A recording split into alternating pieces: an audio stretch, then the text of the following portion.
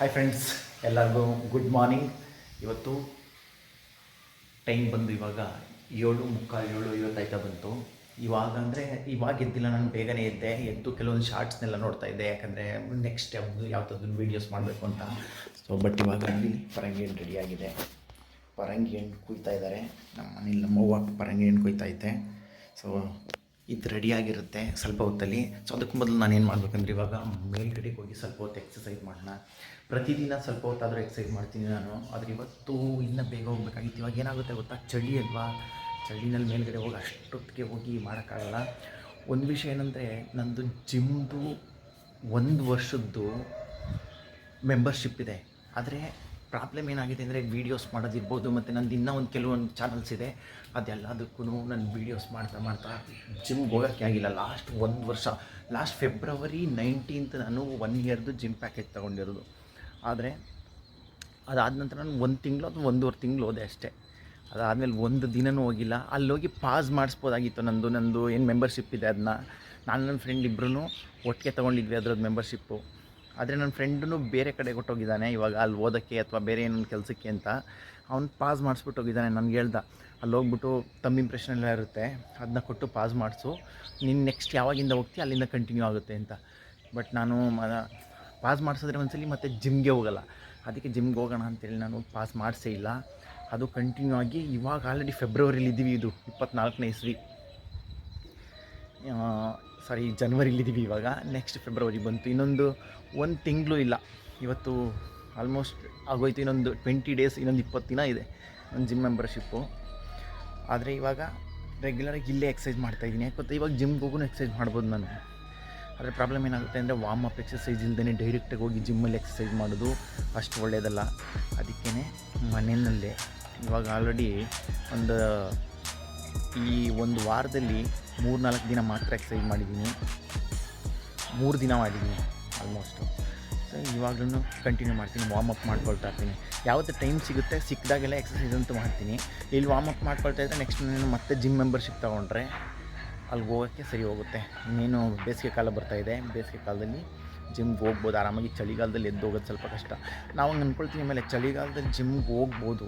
ಆ್ಯಕ್ಚುಲಾಗಿ ಹೇಳ್ಬೇಕಂದ್ರೆ ಬೇಸಿಗೆಯಿಂದ ಚಳಿಗಾಲದಲ್ಲೇ ಬೆಟರು. ಆದರೆ ಎದ್ದು ಒಂದು 10 ನಿಮಿಷ ಹೋಗೋವರೆಗೂ, ಹೋಗಿ ಎಕ್ಸಸೈಸ್ ಮಾಡೋವರೆಗೂ ಕಷ್ಟ ಅನಿಸುತ್ತೆ. ಅದಾದಮೇಲೆ ತುಂಬ ನಾರ್ಮಲೈಸ್ ಆಗೋಗುತ್ತೆ. ಅದೇನೇ ಬೇಸಿಗೆಲ್ಲ ಆ ಥರ ಅಲ್ಲ, ಫುಲ್ ಸೆಕೆ ಆಗ್ತಾ ಇರುತ್ತೆ, ಎಕ್ಸಸೈಸ್ ಮಾಡೋಕ್ಕೆ ತುಂಬಾ ಕಷ್ಟ ಆಗುತ್ತೆ. ಆದರೆ ಬೇಸಿಗೆ ಅಂತನಾದ್ರೂ ಅಟ್ಲೀಸ್ಟ್ ನಾನು ಶುರು ಮಾಡ್ತೀನಿ ಎಕ್ಸಸೈಸ್ನ. ಇವಾಗ ನಾವು ಎಕ್ಸಸೈಸ್ ಶುರು ಮಾಡೋಣ ಫ್ರೆಂಡ್ಸ್. Come on, let's begin.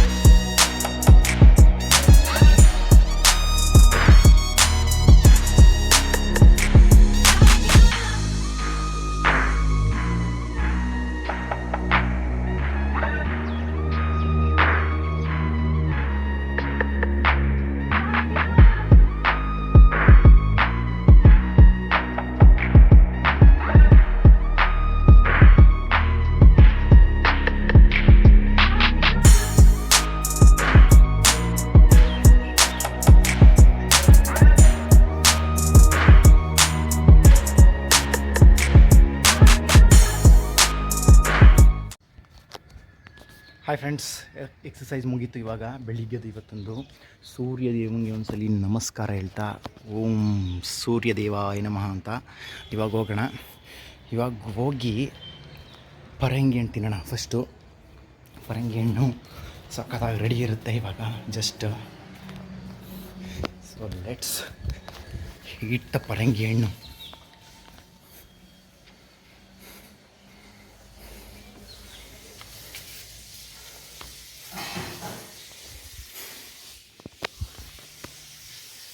ಪರಂಗಿ ಹಣ್ಣು ರೆಡಿ ಆಗ್ತಾಯಿದೆ.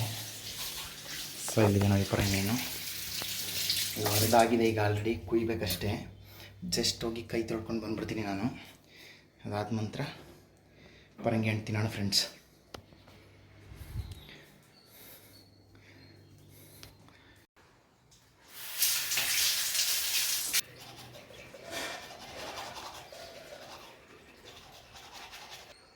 ಹಾಯ್ ಫ್ರೆಂಡ್ಸ್, ಪರಂಗಿ ಹಣ್ಣು ತಿನ್ನೋಕ್ಕೋಸ್ಕರ ಮುಖ ತೊಳಿತಾ ಇರುವಂಥ ಪ್ರಪಂಚದ ಏಕೈಕ ವ್ಯಕ್ತಿ ನಾನೇನೆ.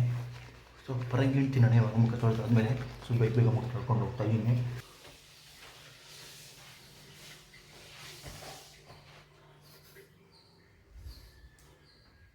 ಜಸ್ಟ್ ಮುಖ ತೊಳೆದಾಯ್ತು. ಇವಾಗ ಫಸ್ಟು ಬೀಜಗಳು ಸಿಕ್ತು ನಮಗೆ ನೋಡೋಕ್ಕೆ.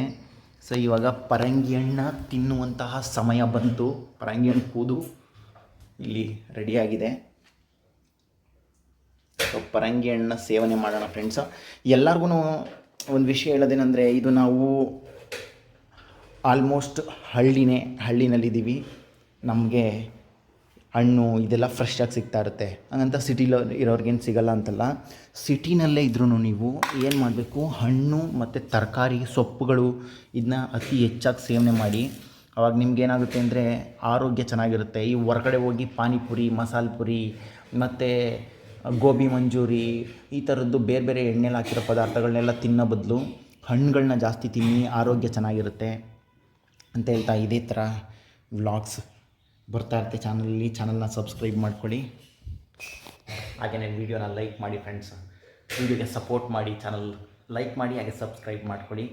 ಬಾಯ್ ಬಾಯ್. ಮತ್ತೆ ಇನ್ನೊಂದು ವೀಡಿಯೋದಲ್ಲಿ ಇದೇ ಥರ ಸಿಗೋಣ. ಗುಡ್ ಬಾಯ್.